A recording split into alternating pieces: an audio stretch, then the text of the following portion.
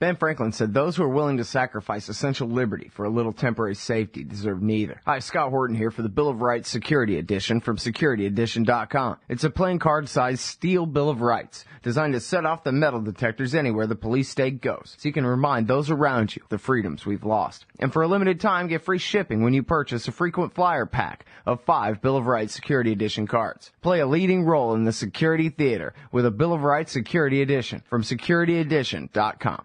The Scott Horton Show is brought to you by the Future Freedom Foundation at FFF.org. Join the great Jacob Hornberger and some of the best writers in the libertarian movement like James Bovard, Sheldon Richman, Anthony Gregory, Wendy McElroy, and more for a real individualist take on the most important matters of peace, liberty, and prosperity in our society. That's the Future Freedom Foundation at FFF.org.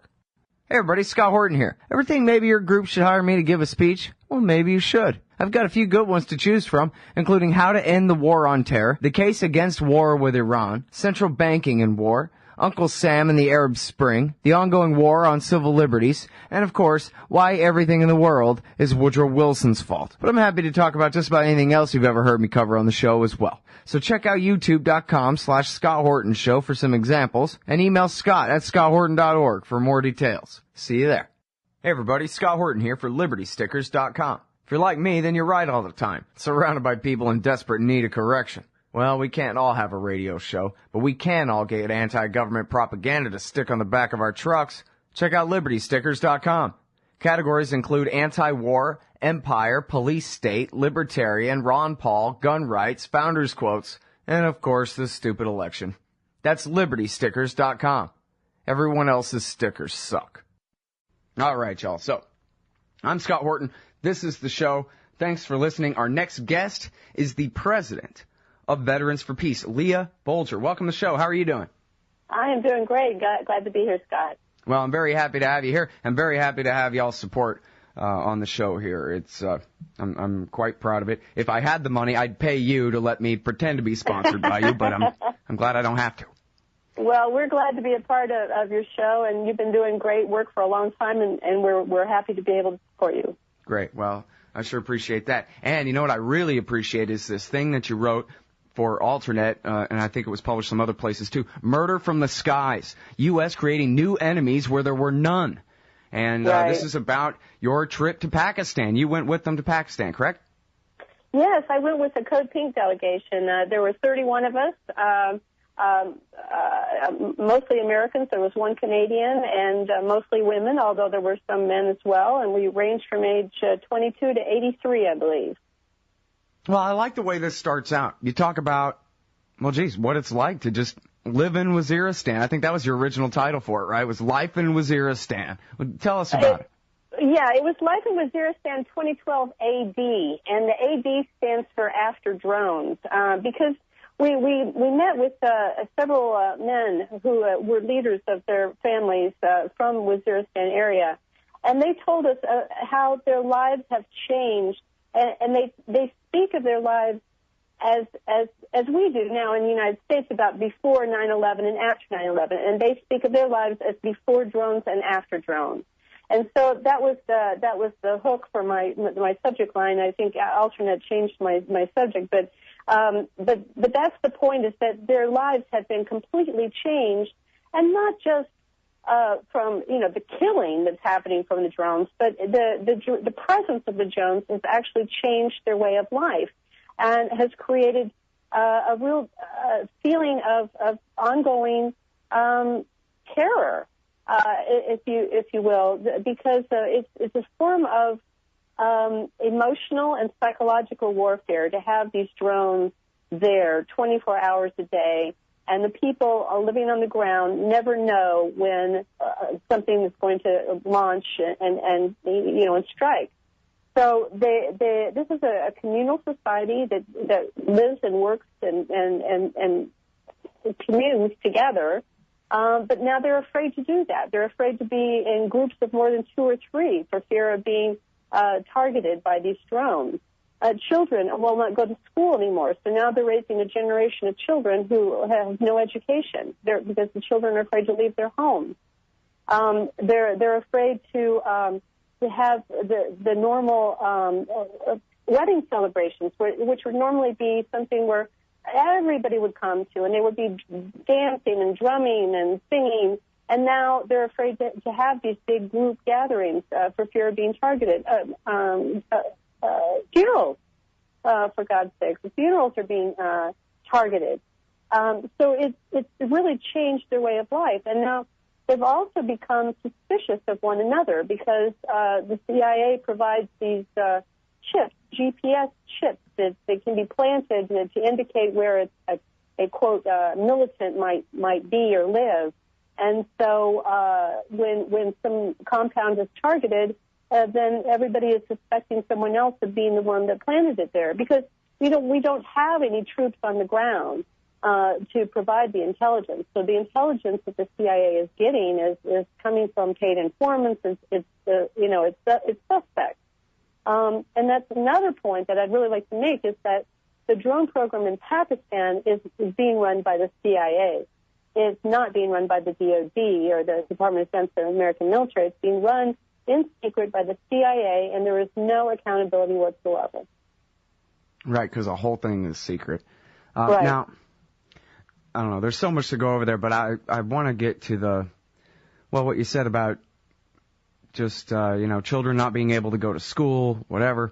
I grew up in Austin, Texas, which is basically paradise compared to the situation everybody else who ever lived in the history of the world, pretty much. When I went outside to play when I was a little kid, I never had to worry about anybody killing me. But just imagine, seriously, for the audience out there, imagine being, 7, and you want to go play with your friends in the neighborhood, and you can't go outside at all, because there is a very real risk that buzzing sound in the sky will blow you up to death. For real. And you have to deal with that every day. Imagine that. And that's the USA doing that to these people. Right. Right. When there was the bombing at the movie theater in Colorado. Right. And I remember the pundits saying, oh, my gosh, now I'm afraid to let my children go to the movies, and how awful this was. They were really traumatized by that. And I thought, my God, can't you see? Can't you turn it around in your head and realize what we are doing to these people? Their lives are terror. Their lives, they are living in terror every day. And I don't understand why the basic average American human cannot understand this and cannot put themselves in the shoes of the people we are harming. Yeah. Well, of course, the real answer to that is just because of the TV lie by omission. I mean, if TV will never, ever, ever, ever tell you it's important, but will tell you that all this other crap is important, well then, what are you to make of that if you're just a regular person in the world? Dancing with the Stars gets all the attention and killing people in Pakistan doesn't. It must be because Dancing with the Stars is that much more important than killing people in Pakistan. Or else, what explains the priorities of the TV people? That's the kind of way, that's how people reason these things out, Well, no, that's exactly right. But, something I learned in Pakistan which surprised me is that the people in Pakistan who are very much against the drone program, but they are fed the same kind of propaganda that Americans are fed, that these drones are very precise and they only kill bad people, and that there are very few, non-combatant deaths. And I was really kind of taken aback by this because but what happens is that the Pakistani government does not want their people to know that children and women and non-Taliban people are being killed. So the reporting that they hear, the Pakistani people hear, is like a little crawl on the bottom of their TV screen that says, drone strike North Waziristan, 8 militants killed. Mm-hmm. And it never mentions, the age or the name. It doesn't verify anything. It just assumes that if they're dead, they're militants, which is exactly what we hear. And there's part of that is because it's just very difficult to know who's been killed by these drone strikes. The area that we're targeting is rural. There's no cell phone coverage there, so the only phone coverage is landline, and the landlines are operated by generators, and the Army controls the power to the generators. So the only information that gets out is very spotty, and it has to be thought people have to go up into these dangerous areas to try to document these deaths, the ages and the names.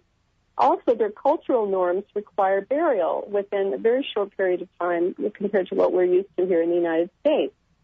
And then another thing we found out, the reason why there's very little documentation of women being killed is that it is a cultural taboo for the Pashtun society to give out the names of women. They consider it a breach of privacy, and they don't allow pictures to be taken of women. So there's no documentary evidence of a woman's life. There's no birth certificate. There's no photographs. There's no, there's no high school yearbook. There's nothing that we would think of as documentation of someone's life here in the United States. So we saw pictures that this one gentleman had taken, a Pakistani journalist who risked his life many, many times to go up and try to document these deaths. And he showed us a picture of a man holding just a shard of his wife's dress that she had been wearing that he found in a tree when he came home and found that his whole family had been blown up. And so he was trying to document her life with this piece of cloth. And this is heartbreaking and shocking, but something that the United States doesn't address at all. And they just keep insisting that, oh, no, we're only killing bad guys. But none of these people, when you look at the statistics and how many people have died, and there's a report out that came out just before our trip. It's been put out by Stanford and NYU universities, talking about the number of people who have actually been killed and the number of people who were, quote, innocent civilians. Very high number. But I would contend that everybody who has been killed by a drone is an innocent civilian. Number one, they're innocent because until they've been proven guilty of something in a court of law, or they're wearing the uniform of their state's military, then they're civilians and they're innocent. So these people that are just being targeted, these are targeted assassinations, and they're based on nothing more than the way people are dressing. If they're a male between the age of 16 and 60, they're considered militant and therefore fair game. So this is targeted assassination. It's absolutely illegal. It violates international law, and I cannot understand why the global population is not more upset about this and is not speaking out and sanctioning the United States, taking us to criminal court. Yeah, well, I guess they're just mostly not in any position to do so. I mean, we're the hyperpower and they're the everybody else. That's kind of how that works as far as accountability goes, unfortunately. But I think it's so important the way you talk about, who's a militant. Yeah, militant is somebody that we killed. Doesn't even necessarily mean a fighting age male with a rifle in his hand, even though, of course, being a fighting age male with a rifle in your hand doesn't mean that you're guilty of anything at all, much less being a member of the Haqqani network or whatever. And here they are, speaking of which, fighting the Pakistani Taliban, not Al-Qaeda, which doesn't really exist in Pakistan anymore at all anyway. They're fighting the Pakistani Taliban. At the same time, the Pakistani government is backing the Afghan Taliban, which is actually America's enemy, assuming, the occupation of Afghanistan. So the whole thing is completely ridiculous anyway. They didn't just kill that guy's wife. They killed that guy's wife for no even close to a rational reason whatsoever. It wasn't like, we gotta kill terrorists and sometimes there's a little bit of collateral damage. No, they really are just going around making new enemies out of people who aren't necessarily enemies of the United States at all by doing such things. Absolutely correct. And one thing that it was impressed upon us by these tribal leaders is that they have a strong culture of revenge and they do not forget. And these killings, even if we were only getting the bad guys, but we're not, as you know. But this is counterproductive. This is not just ineffective; it's counterproductive. It's making things worse. We are creating enemies where there were none, and this is going to go on for generations and generations.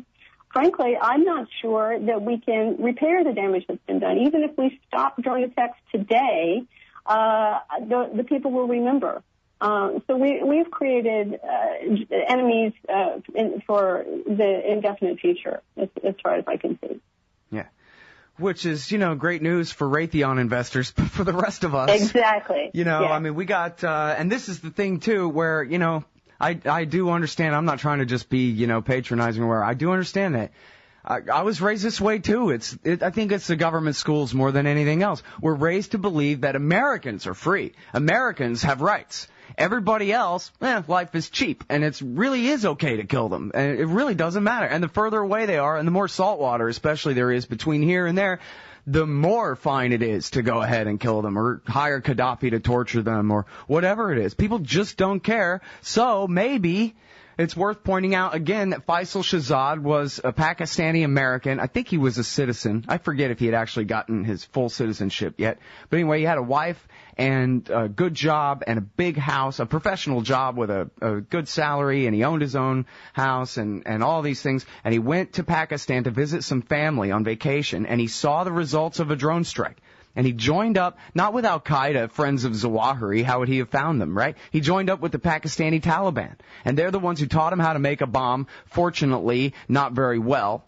And he came back to the United States and joined up, he had just joined up as a soldier on their side of the war, and he tried to bomb Times Square. And thank goodness a civilian, not a government employee, stopped him, and the thing was kind of a dud anyway, and no one was hurt. But imagine if that had been a successful truck bombing in Times Square back in 2010 when Faisal Shahzad had tried to set it off. And he told the judge said, how could you do this when there's women and children around? And he says, you kill people in Pakistan every day, and you don't care whether there's women and children around. You don't even look. You don't care at all. So I'm just like you, Judge. And the judge sentenced him to life in prison, of course, which he deserved.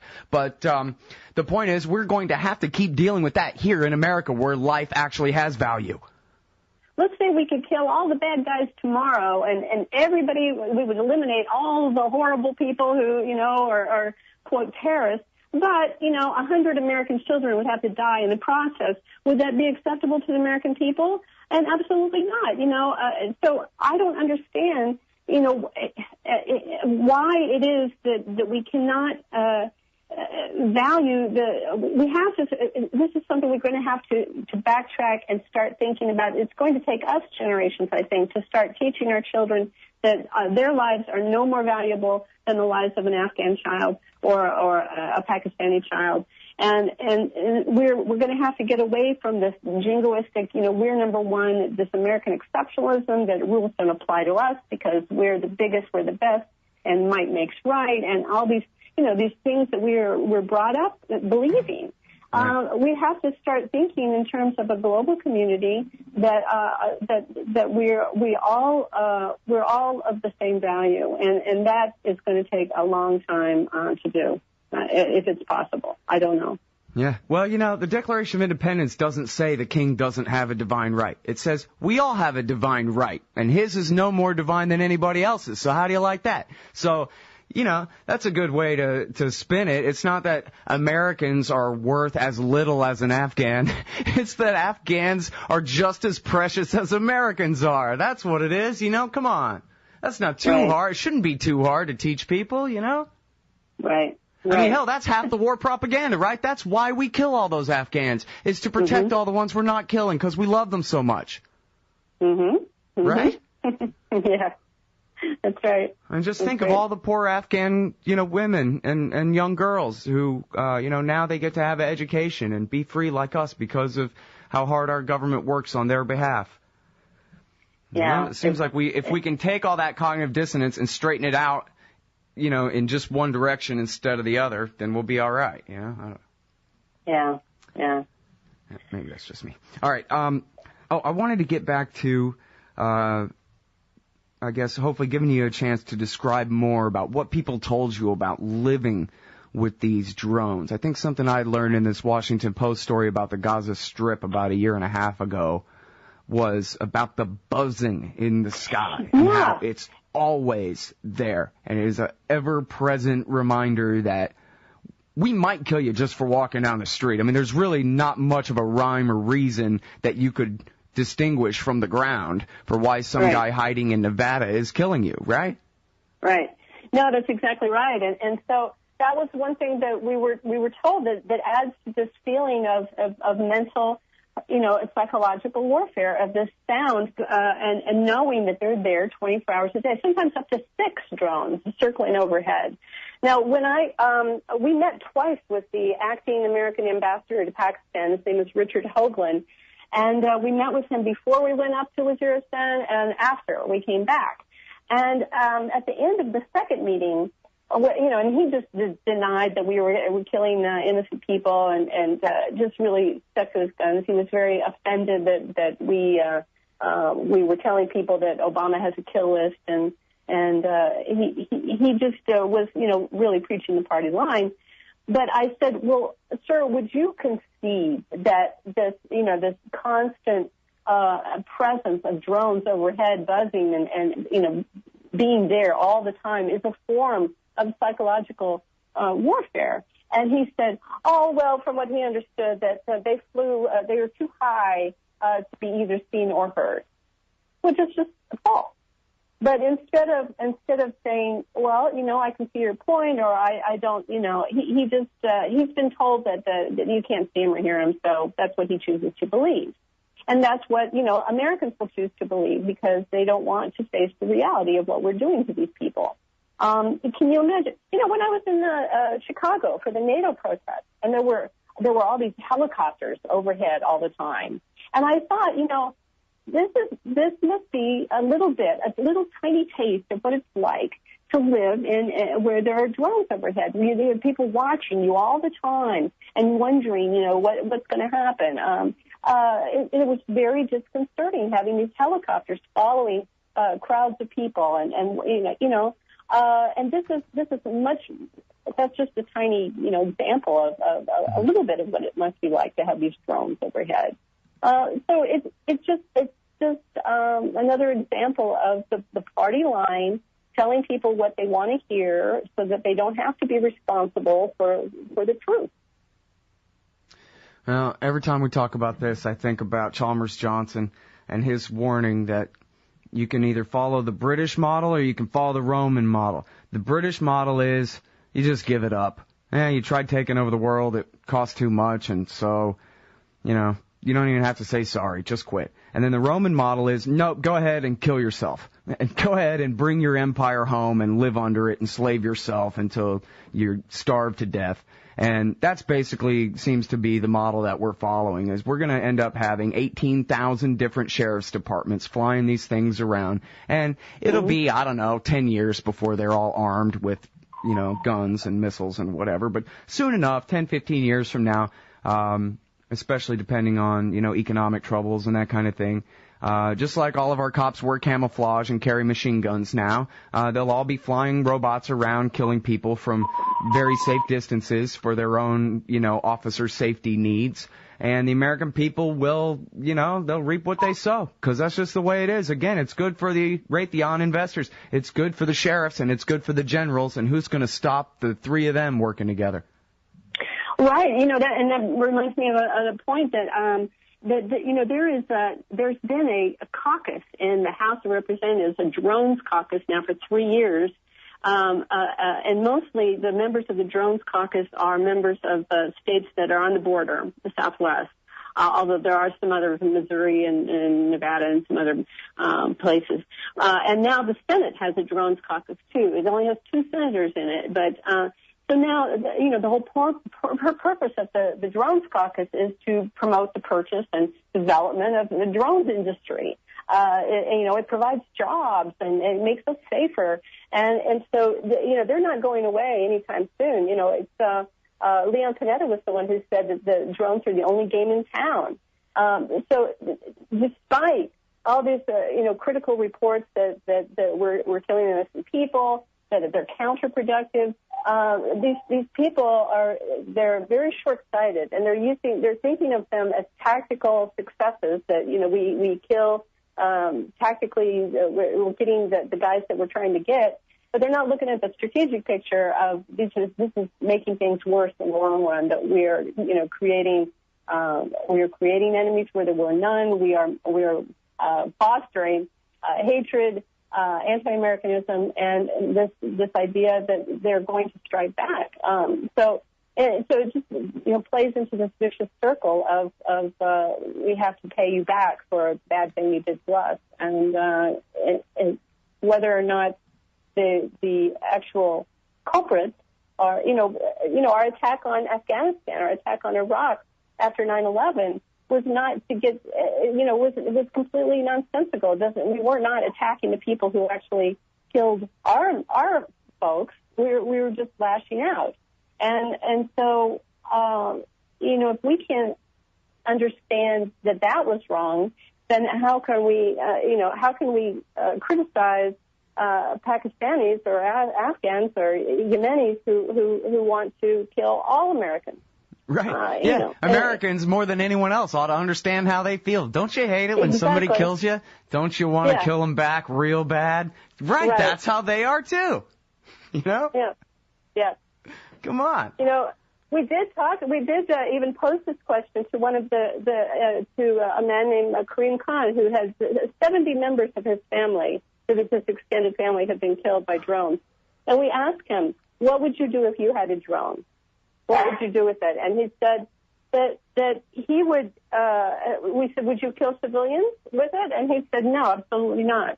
He thinks of a soldier, any soldier, as a legitimate target, a soldier in Afghanistan, because they are instruments of war themselves, and they are in a country that they shouldn't be in. But he said, no, he would absolutely not target, send a drone to New York City and kill innocent people. And so, even though they had this idea of revenge, he understood it to be that you have to strike back at the person who is responsible, not at an innocent person. So I thought that was interesting, and kind of an insight. Well, they have a lot greater respect for the rule of law and individual rights there in Waziristan than we have here in the USA. That's true. Absolutely. Apparently. Yeah. That's really too bad. All right. Well, listen, I think it's very brave that you even went over there. I sure as hell ain't going to Pakistan to take a look around. I mean, you look at this guy, the cricket star Imran Khan. Right. The goons grabbed him this morning on his way to New York. I guess he's lucky they didn't shoot him in the back of the head. I don't think it's safe to do things like that, travel around opposing American foreign policy. You might end up on the receiving end of it. Well, and this is happening. Veterans for Peace has been labeled as an extremist organization by the Boston police and Homeland Security because they don't like our position opposing the government. We are nothing. We are absolutely a nonviolent organization. We take a pledge of nonviolence, and we do training on nonviolence. We are always talking about nonviolence. Yet we've been labeled an extremist organization. We have people being taken in with grand jury, FBI, grand jury subpoenas, and with no cause. The government is chopping away at our rights, our civil liberties. It is really very frightening that if you go against the government, you could find yourself in jail without charges and without access to a lawyer. And all they have to do is label you an enemy combatant, and that's the government can do that now. So it's very frightening. And yes, the thing with Imran Khan being taken off a plane on his way to New York is shocking. It's shocking to us, but it's really not. In this day and age, it's not surprising anymore. But I think it just portends for what's to come. It's not, and the picture's not good. Right, it's not surprising, but we gotta stay shocked and not let ourselves get used to it. That's the thing. Yeah. All right, everybody, that is Leah Bolger. She is a former commander in the U.S. Navy, and she is now the president of the Veterans for Peace at veteransforpeace.org. You can find this great piece, Murder from the Skies, U.S. Creating New Enemies Where There Were None, at alternate.org, about her trip to Pakistan with Code Pink. Thank you so much for your time on the show today. It was my pleasure, Scott. Anytime. Hey, folks, Scott Horton here for Veterans for Peace at veteransforpeace.org. I'm not a vet, but if you are, I'd like to ask you to consider joining Veterans for Peace. As you know, in matters of foreign wars, a veteran's voice is given much more weight. Well, Veterans for Peace is making veterans' voices heard in ways and places where they can really make a difference. There are more than 175 chapters of Veterans for Peace in all 50 states, working hard to eliminate nuclear weapons, seek justice for veterans and victims of war, and abolish war as an instrument of American national policy. It's the Peace Vets versus the Chicken Hawks. Join up the good fight at veteransforpeace.org. Hey y'all, Scott Horton here. After the show, you should check out one of my sponsors, wallstreetwindow.com. It's a financial blog written by Mike Swanson, a former hedge fund manager who's investing in commodities, mining stocks, and European markets.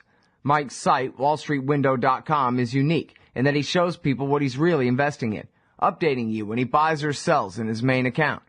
Mike's betting his positions are going to go up due to the Federal Reserve printing all that money to finance the deficit. See what happens at wallstreetwindow.com. In an empire where Congress knows nothing, the ubiquitous D.C. think tank is all. And the Israel lobby and their neocon allies must own a dozen. Well, Americans have a lobby in Washington, too. It's called the Council for the National Interest at councilforthenationalinterest.org. They advocate for us on Capitol Hill. Join CNI to demand an end to the U.S.-sponsored occupation of the Palestinians and an end to our government's destructive empire in the Middle East. That's the Council for the National Interest at councilforthenationalinterest.org. Hey ladies, Scott Horton here. If you would like truly youthful, healthy, and healthy-looking skin, there is one very special company you need to visit, Dagny & Lane at dagnyandlane.com. Dagny & Lane has revolutionized the industry with a full line of products made from organic and all-natural ingredients that penetrate deeply with nutrient-rich ionic minerals and antioxidants for healthy and beautiful skin. That's Dagny & Lane at dagnyandlane.com. And for a limited time, add promo code SCOTT15 at checkout for a 15% discount.